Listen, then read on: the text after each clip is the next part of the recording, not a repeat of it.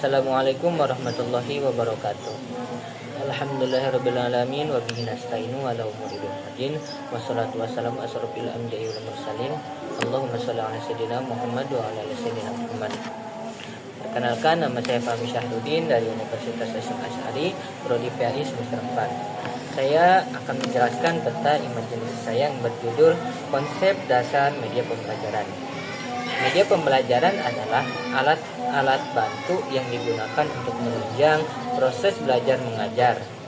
Media ini dapat berupa benda fisik yang dapat dilihat, didengar, atau diraba, serta kandungan pesan yang terdapat dalam media tersebut.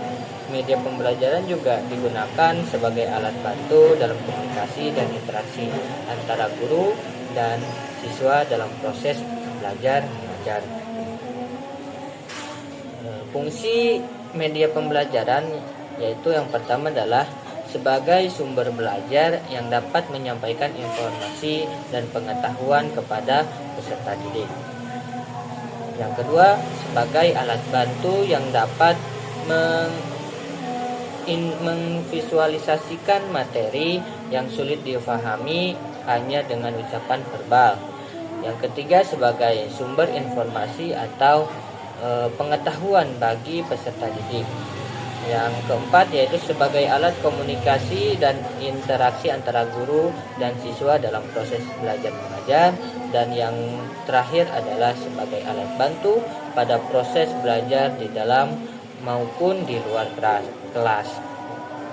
Adapun ciri-ciri media pembelajaran, yang pertama adalah media pendidikan memiliki pengertian fisik yang dikenal sebagai perangkat keras atau hardware, yaitu suatu benda yang dapat dilihat, didengar atau diraba dengan panca indera. Yang kedua yaitu media pendidikan memiliki pengertian non fisik yang dikenal sebagai perangkat lunak atau software, yang yaitu kandungan pesan yang terdapat dalam perangkat keras yang ingin disampaikan kepada siswa. Media pembelajaran juga menekankan penggunaan visual dan audio. Media pendidikan digunakan sebagai alat bantu pada proses belajar baik di dalam maupun di luar kelas. Media pendidikan digunakan dalam rangka komunikasi dan interaksi guru dan siswa dalam proses belajar mengajar. Adapun prinsip penggunaan media pembelajaran yaitu yang pertama tentang kebermaknaan, yaitu adalah media pembelajaran harus dapat memberikan makna yang jelas dan relevan bagi peserta didik. Terus yang kedua tentang kearifan, yaitu media pembelajaran harus dapat mendorong peserta didik untuk aktif berpartisipasi dalam proses belajar mengajar.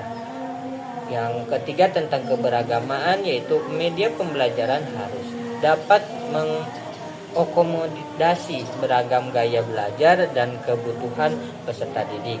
Dan yang terakhir tentang keefektifan, yaitu media pembelajaran harus dapat meningkatkan efektivitas proses belajar dan penyampaian tujuan dan atau pembelajaran.